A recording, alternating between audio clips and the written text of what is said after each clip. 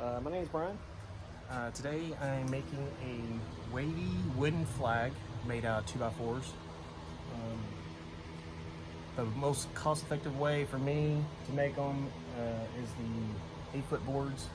I think right now they're $5 a board. I need 37 stripes for my flag, which means 37.5 inches long. I can get 2 out of a 8-foot long 2x4 with a little bit of leftover. But I've already cut them. Cut them down 37.5. And right now I am attaching them together with wood screws, which I had about 2.5 inch long. These have the tips that actually cut into wood, makes it easier. I've done it before where I've drilled, pre-drilled, and then use this bit right here to taper the hole so there's no gap, because you want it to be as tight as possible. Make a nice cleaner look when it's done. So right now I'm going to finish attaching all these boards and stack them, making sure they're square. I'm also, what I'm doing is, once I drill through, I'll mark a line on top, just so that when I go to the next board I stack on it and I can just look at the marks like, okay, I got a screw here, so I need to move over a little bit so I don't hit screws on top of each other. Okay, just give me a minute, be right back. All right, let's recap. 2x4s, 8-foot long. I get two 37.5 inch long boards out of each 8-foot board with a little bit of scrap left over, which I could use on other projects. Need 13 of them, so I ended up buying 7 of those 2x4s. And after I cut them, I screwed them together. And when I screwed them together, can't see that side here, but I made sure that the screws are toward the top on all these boards. So when I flip it over, this is the back. And you see it, this is the back, this is the front. So I put all my screws towards the back so that when I cut away for the waves, I'm not going to run into my screws. But when you put these screws in, you got to make sure they're countersunk. These boards are soft, so when I was drilling them in, they went below the surface. So what you're trying to do is you reduce that gap in between there.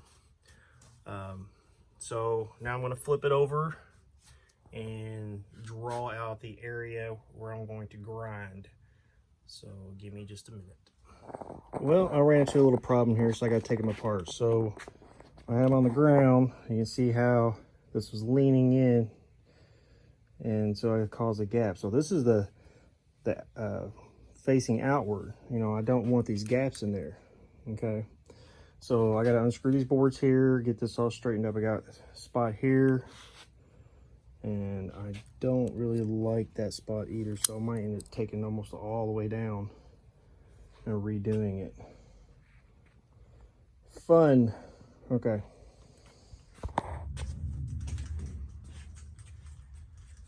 Three, two, one. All right. Now I'll fix my board. What I did is took them all apart down to where the gap was, and I used these clamps to close it up, and then moved the screws over and then re-screwed it, because I didn't want it to try to screw into the old one and then cause that gap again. So I had to move all the screws into different locations. So now I got a 40-pound piece of 2x4 block. I have them numbered so that when I do separate them again, which I'll have to do a few times, I'll have them in order. So like I said, stack the boards, screw towards the back side. That way when you cut away the wood to make the waves, you don't run into the screws. So now I'm going to flip it the front side up. Okay, a stickle there. And what I'm going to do is kind of X out the area where my waves are. I don't want my waves vertical, more realistic. I want to put a slight angle. So I'll take my pencil and just kind of draw out the area. First, I'm going to take the staple out. Let's see that there.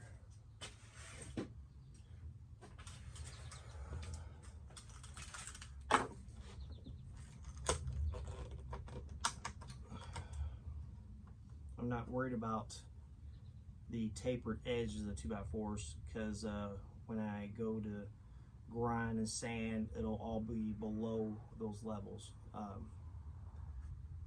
The goal is to make it look like, you know, one smooth piece of wood. All right, so got my pencil. Like I said, I'm going to start off one side and kind of picture my head. So let's see, kind of shading the area. Like I said, I don't want it vertical. I wanted a slight pitched angle. I'm just kind of screwing at the area where it's going to be the low parts. You can even have the waves like this, where it's kind of opened up more at the bottom. That's also gives a sense of realism as well.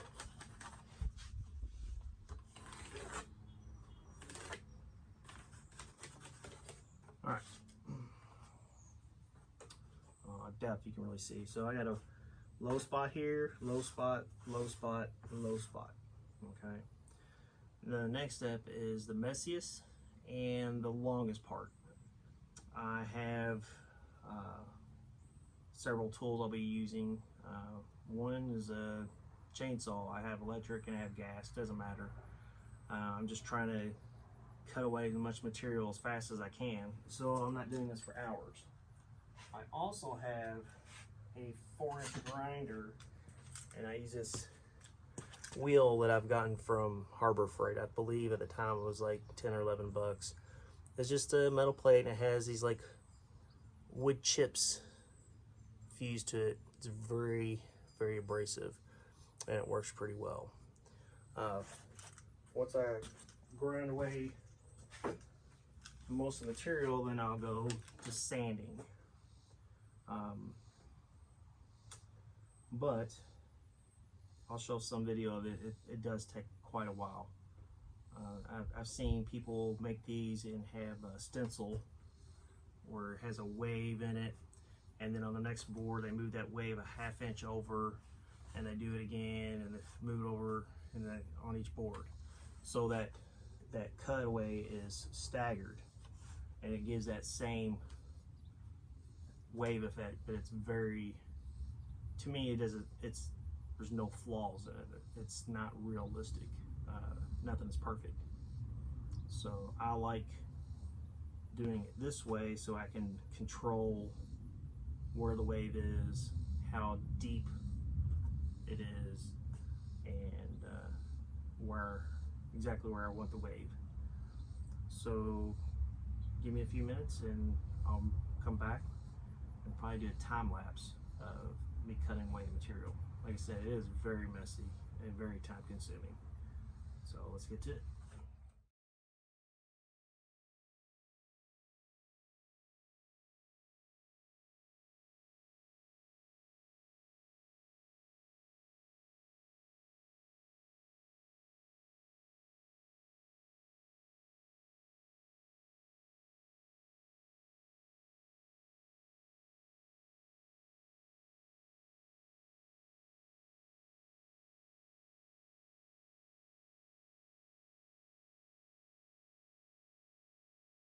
All right, so now I got most of the material off using this aggressive bit. Found it at Harbor Freight. It's like 10 bucks. And I use a chainsaw as well, kind of cut lines, makes it quicker. Now I'm gonna go over the sanding wheel. This is like 120 grit. I'm just trying to get it smooth now. But as you can see, I got some waves going here. just to smooth it up and get it prepped for staining.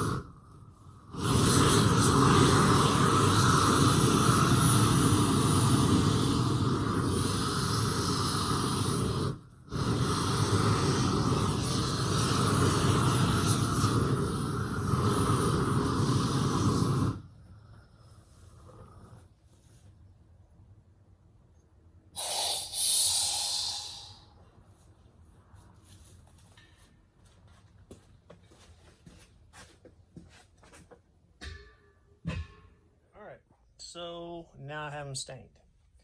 I removed the ones that need to stay white to keep from dripping stain on them. But I'll show you how I separate the blue from the red.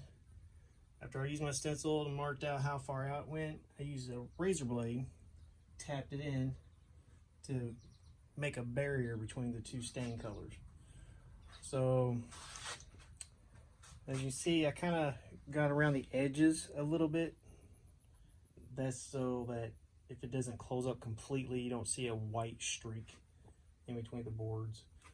So now I'm going to sit and let these dry overnight, and then I'll come back, put the other boards back in, glue them up, screw them together, clamp them, and let them sit again. And then I'll get to putting the stencil back on, tracing out the stars, and using my Dremel and dremeling away the blue stain to leave a white star.